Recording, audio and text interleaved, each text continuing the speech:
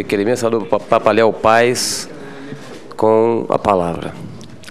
Senhor presidente, senador Renato Casagrande, senhor vice-presidente Cícero Lucena, senhores convidados, senhoras senadoras, senhores senadores.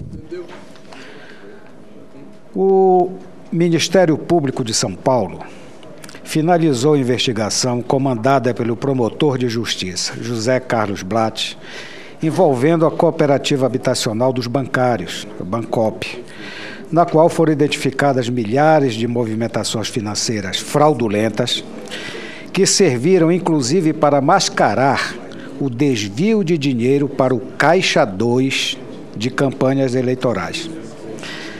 A Bancopp teria sido socorrida em 2004 por uma imprudente aplicação de recursos no montante de 26 milhões, patrocinados pelos fundos de pensão públicos da Previ, Petros e Funcef. Foi até comentado ainda há pouco pelo senador Álvaro Dias o fato do investimento dessas empresas, dessas instituições, em uma empresa gravemente em dificuldade financeira como a Bancopp.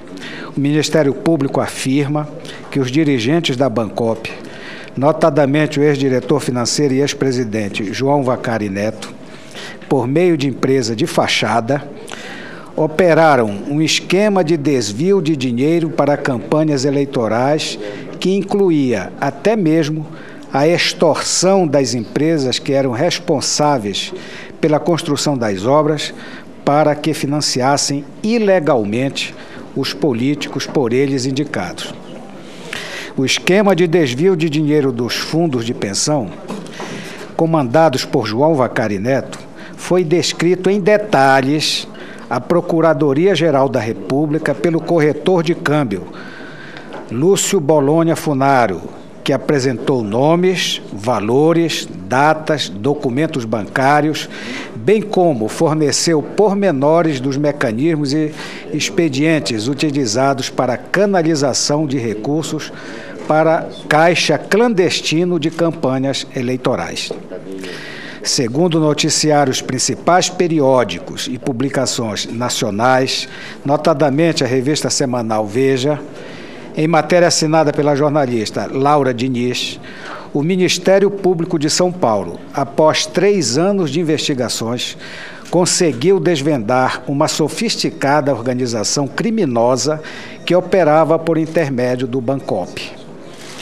Centenas de famílias foram lesadas pelo esquema fraudulento desvendado pelo Ministério Público de São Paulo, para os quais o sonho da casa própria transformou-se em pesadelo, em episódio que caracteriza desrespeito flagrante ao consumidor e malversação de dinheiro público. Eu quero aqui, senhor presidente, senhor vice-presidente, senhores convidados, senhores senadores, dizer que nós testemunhamos o depoimento dos lesados pelo Bancopp. E realmente são depoimentos comoventes, depoimentos que nos levam a crer que essas pessoas dificilmente terão reparadas seus prejuízos e que isso é um caso extremamente grave, inclusive de pessoas em final da vida, condenados por doenças incuráveis, aplicaram tudo o que tinham para levar seus últimos dias em paz dentro do seu próprio apartamento e foram lesados. Isso nós escutamos aqui. Então, diante do que eu acabo de dizer, eu quero fazer as minhas perguntas. Primeira, a Bancopp teve acesso facilitado a dinheiro de fundos de pensão de empresas estatais, falei anteriormente, durante o governo do presidente Lula. Isso é muito claro, isso não tem dúvida nenhuma. Como esses recursos chegaram aos cofres do partido do presidente da República?